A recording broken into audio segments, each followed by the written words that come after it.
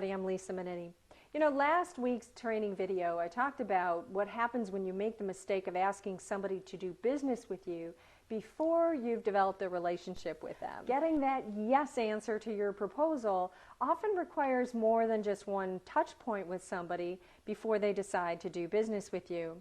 Well, the same is true as you expand your business by bumping up your sphere of influence. Now, your sphere of influence is not only the number of people that you know, but also includes influencers who have a broader network and are in the one-to-many conversation. Years ago, when I launched my book, a person that I knew well in my network suggested that I call a well-known best-selling author. Now, in my heart, I felt really torn. Why? Because I didn't really have a relationship with this best-selling author, but against my intuition, I called him and I let him know who connected with us. I let him know who connected us, and I asked him to endorse my book. Now, he knew nothing about me, and the author was incredibly gracious, but he politely declined. It was an important lesson for two reasons. Number one, listen to your intuition. And number two, doing business is about cultivating relationships. And my good friend, Teresa de Grosbois, who's the founder of the Evolutionary Business Council, which connects collaborative thought leaders and highly influential business leaders, said it best, and I love the way she frames things. She said, you don't ask to borrow the lawnmower from the neighbor you just met. And it's a really great point. But you also need to make sure that you never take for granted the value of an influencer's network. Teresa explained this story of someone she met last year that approached her about collaborating with her. And when she agreed to expose them to her network, which is hundreds of thousands of people, they proceeded to ask for more money to sponsor their event. Well, in their haste to kind of complete their agenda, it was really lost on them on the value of that network and that exposure.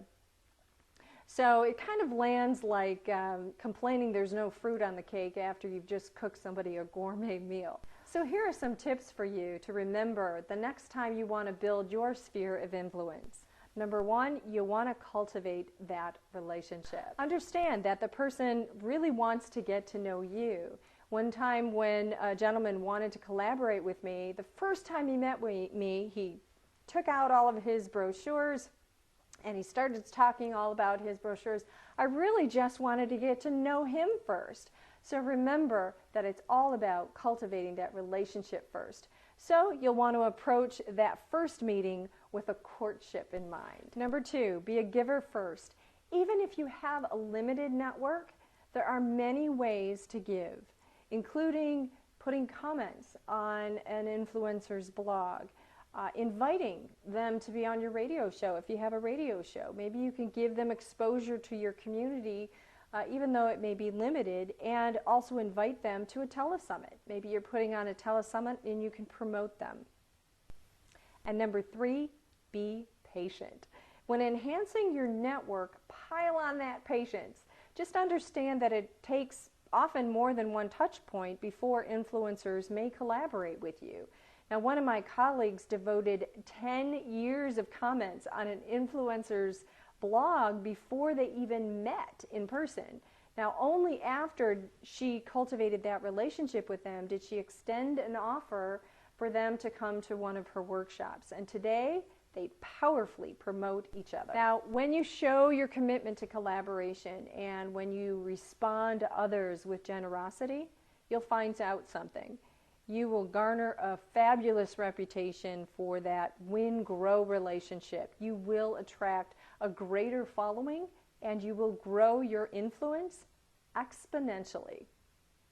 I'm Lisa Minetti. Until next time, create a great life. Bye now.